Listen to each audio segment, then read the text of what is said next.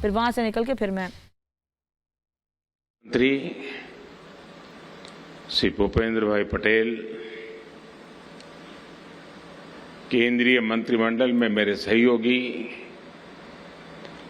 अमित भाई शाह, मनसुख भाई मांडविया, संसद में मेरे साथी CR पाटिल, गुजरात सरकार में मंत्री जगदीश भाई विश्वकर्मा, सांसदगण, विधायकगण, गुजरात सरकार के सभी मंत्रीगण, सहकारिता आंदोलन से जुड़े सभी वरिष्ठ महानुभाव, इफ्को प्रीमाइसिस में भी एक बड़ा कार्यक्रम इसके साथ पैरेलल चल रहा है। वहां उपस्थित इफ्को के चेयरमैन दिलीप भाई, इफ्को के सभी साथी, देश भर में लाखों स्थानों पर आज सारे किसान गुजरात के गांधीनगर के महात्मा मंदिर से जुड़े हुए हैं। मैं उन सभी किसानों को भी नमस्कार करता हूं। आज यहां हम सहकार से समृद्धि की चर्चा कर रहे हैं। सहकार गांव के स्वावलंबन का भी बहुत बड़ा माध्यम है और उसमें आत्मनिर्भर भारत की ऊर्जा है।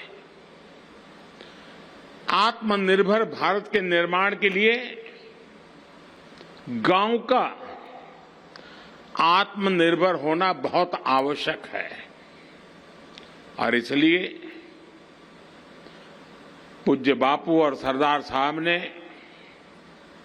जो रास्ता हमें दिखाया, उसके अनुसार आज हम मॉडल कोऑपरेटिव विलेज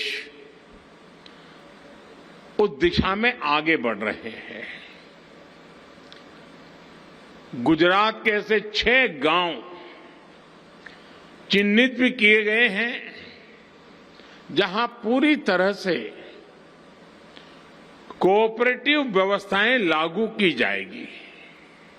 साथियों, आज आत्मनिर्भर कृषि के लिए देश के पहले नैनो यूरिया प्लांट का लोकार्पण करते हुए भी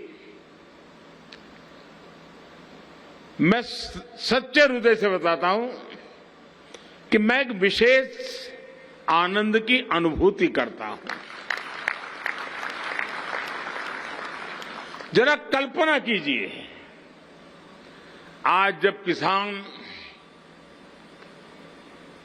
यूरिया लेने जाता है, उस दृश्य को जरा मन में लाइए और होने वाला क्या है उसका मैं वर्णन करता हूं, उसको जरा मन पर लाइए। अब यूरिया की एक बोरी, उसकी जितनी ताकत है, यानी यूरिया की बोरी की ताकत एक बोतल में समा गई है। यानी नैनो यूरिया की आधा लीटर बोतल किसान की एक बोरी यूरिया की जरूरत को पूरा करेगी। कितना खर्चा कम हो जाएगा ट्रांसपोर्टेशन का, बाकी सब चीजों का। और कल्पना कीजिए, छोटे किसानों के लिए ये कितना बड़ा संबल है।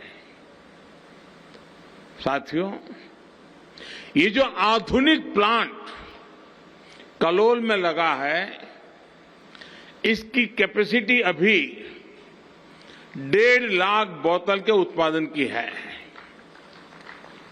लेकिन आने वाले समय में ऐसे 8 और प्लांट देश में लगने वाले हैं।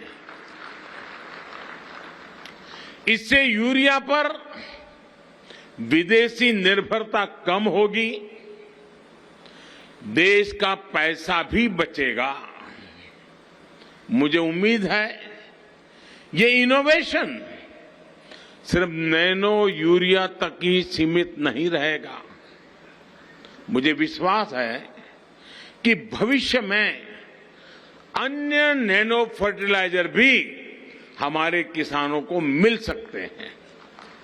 हमारे वैज्ञानिक उस पर आज काम कर भी रहे हैं।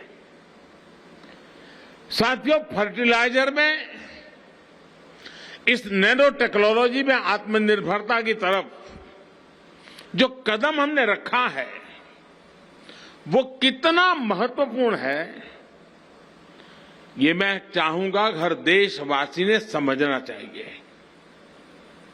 भारत में फर्टिलाइजर के मामले में दुनिया का दूसरा सबसे बड़ा कंज्यूमर है, लेकिन उत्पादन के मामले में हम तीसरे नंबर पे हैं।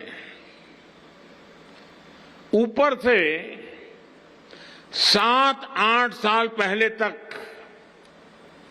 हमारे यहां ज्यादातर यूरिया खेत में जाने के बजाय काला बाजारी का शिकार हो जाता था और किसान अपनी जरूरत के लिए लाठियां खाने को मजबूर हो जाता था।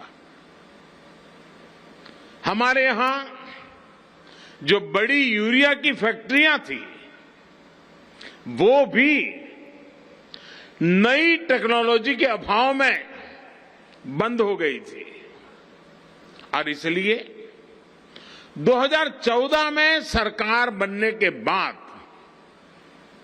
हमने यूरिया की 100% नीम कोटिंग का बीड़ा उठाया, उसको किया। इससे देश के किसानों को पर्याप्त यूरिया मिलना सुनिश्चित हुआ। साथ ही हमने उत्तर प्रदेश, बिहार, झारखंड, उड़ीसा और तेलंगाना, वहां जो 5 बंद पड़े खाद के कारखाने थे, उन बंद पड़े हुए खाद के कारखानों को फिर चालू करने का काम शुरू किया और उसमें यूपी और तेलंगाना की फैक्ट्रियां चालू भी हो चुकी है, उत्पादन हो रहा है और बाकी 3 भी बहुत ही जल्द अपना काम करना शुरू कर देगी।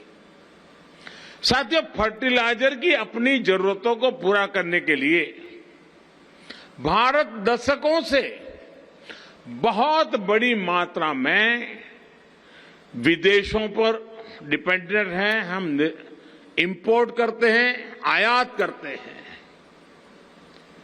हम अपनी जरूरत का लगभग 1/4 इंपोर्ट करते हैं, लेकिन पोटाश और फॉस्फेट के मामले में तो हमें करीब 100% विदेशों से लाना पड़ता है।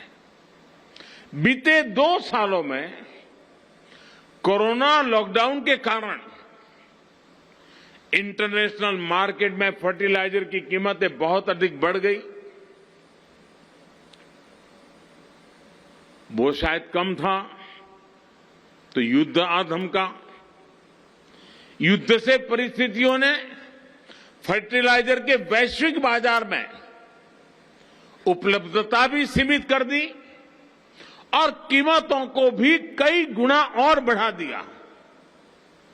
साथियों, किसानों के प्रति संवेदनशील हमारी सरकार ने तय किया कि अंतर्राष्ट्रीय स्थितियां चिंताजनक है, दाम बढ़ रहे हैं, फर्टिलाइजर को प्राप्त करने के लिए दुनिया भर में दौड़ना पड़ रहा है,